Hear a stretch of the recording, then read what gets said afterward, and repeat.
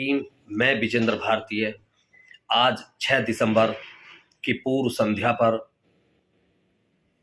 देश ही नहीं इस दुनिया के इतिहास के सबसे बड़े ज्ञान के प्रतीक विश्व रत्न की उपाधि से सम्मानित भारत जैसे देश में भारत रत्न की उपाधि से सुशोभित नारी के मुक्तिदाता, भारत के भाग्य विधाता, करोड़ों शोषित उपेक्षित असहाय गरीब कमजोर लोगों की आवाज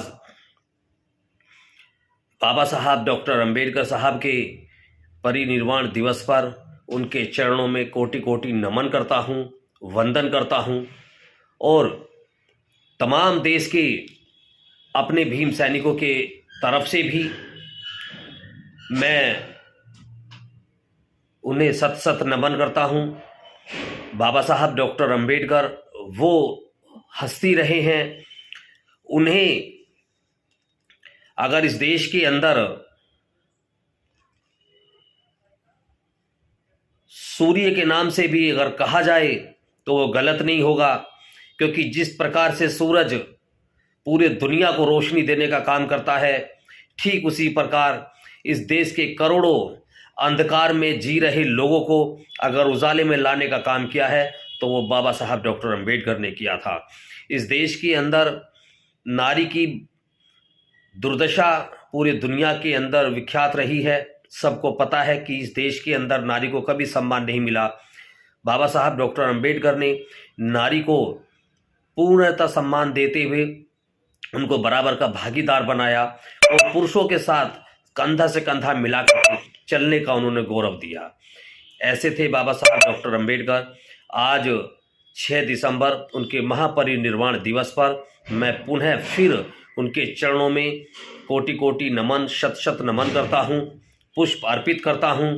देश की तरफ से भी, भीम सेना टीम की तरफ से भी और अपने पूरे परिवार की तरफ से भी, और बाबा साहब के तमाम दुनिया भर में अनुयायियों को भी मैं कहता हूं कि आप जहां भी हैं बाबा साहब को नमन अवश्य करें। अगर आज हम सूट बूट में हैं, आज अगर हम अच्छे आलीशान ऑफिसों में, अब बड़े बड़े घरों में बैठे हैं, तो ये किसी देवी या देवता की देन नहीं है। अगर ये देन है तो बाबा साहब डॉक्टर अंबेडकर की है।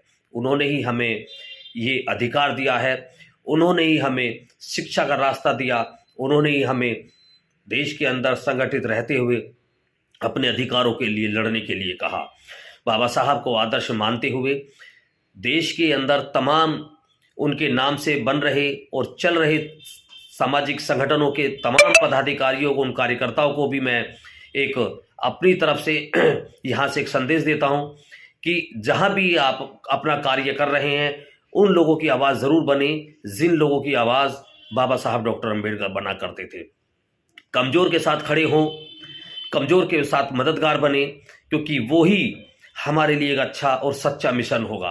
बाबा साहब ने सदैव गरीबों के लिए, असहाय कमज़ोरों के लिए लड़ाई लड़ी, उन लोगों को वो अधिकार दिलाए जो हजारों वर्षों से उन अधिकारों से वो वंचित थे। तो हम लोगों का भी ये कर्तव्य बनता है, जहाँ भी हम हैं, जिस क्षेत्र से भी हम लोग खड़े हैं, जिस क्षेत्र से भी हम लोग कार्य कर रहे हैं, मिशन को लेकर चल रहे हैं, सबसे पहले गरीब असहाय निर्धन लोगों की मदद के लिए हमें आगे आना होगा।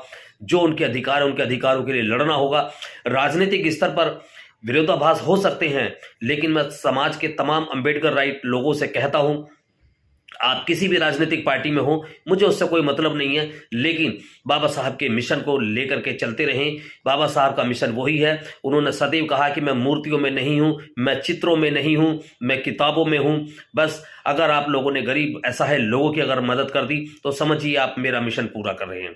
बहुजन समाज के तमाम संतों, गुरुओं और महापुरुषों की विचारधारा को आप फॉलो कर रहे हैं, क्योंकि उन सभी लोगों ने, उन सभी संतों, गुरुओं, महापुरुषों ने हमें अगर कहीं ना कहीं कोई रास्ता दिखाया तो अंधकार से बाहर निकालने का दिखाया। आडंबरवाद, मूर्ति पूजा, इस तरीके की चीज़ों से हमें बाहर निकालने का काम किया है।